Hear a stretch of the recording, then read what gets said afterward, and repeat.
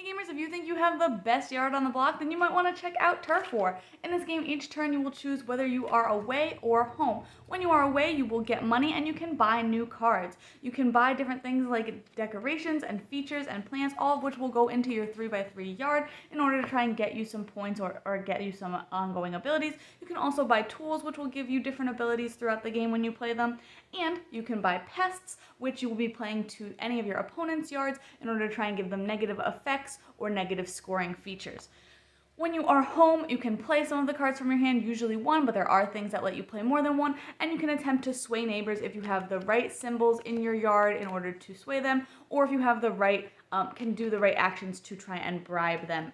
If you are feeling a little bit spooky, you can also add in the Trick or Treat expansion for the game, which just adds in a bunch of new cards to the store of all the different types. It adds in a new feature for when you are away from home in order you can buy candy now. It adds in all new neighbors that you can potentially sway, and it also adds in special neighbors that actually go into the store deck and might pop up during your turns so that you can sway them while you are away as well by spending that candy.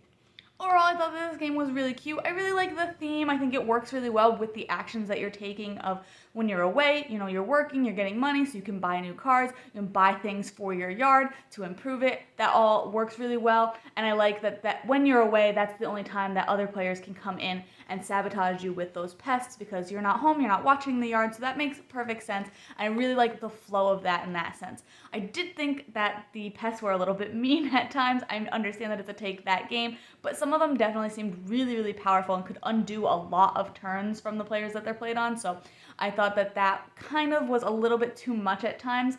But I also think that part of that is that the game works better for me at a higher player count. It plays 2 to 4, but I think that 4 is really its sweet spot because that way if somebody seems to be buying up all the pests and is playing them on everybody, then the other players can kind of work together to slow that player down if it seems that they're getting really lucky or getting the best cards on their turn or something like that. So I do think it works better with that 4, but it will work at any of the counts as well. But for me, I just think it's a little bit better at that. I also thought that the game was a little bit too quick. The game ends when all the neighbors have been swayed, which will be 5, 6, or 7, depending on if you play 2, 3, or 4 players. And I just thought that that race element, while it was interesting to kind of try and beat your opponents to getting whatever symbols you needed or getting enough money to pay the bribe or something like that, it still was a little bit too quick. I really wanted to be able to explore more of the cards. You can pick up a lot of cards during your turns if you have the money for them. And you only get to play usually one card when you come back home. So I really wanted to be able to play more cards, but it just felt like that race was too quick, so I wasn't able to play as many of the cards as I wanted and kind of try out the different abilities or scoring features that they had on them. So I would have liked it to go a little bit longer for my taste. But again, overall, I do think the game is cute. It works really well, and the theme works really well as well. I also think that I would probably always add in the Trick or Treat expansion personally.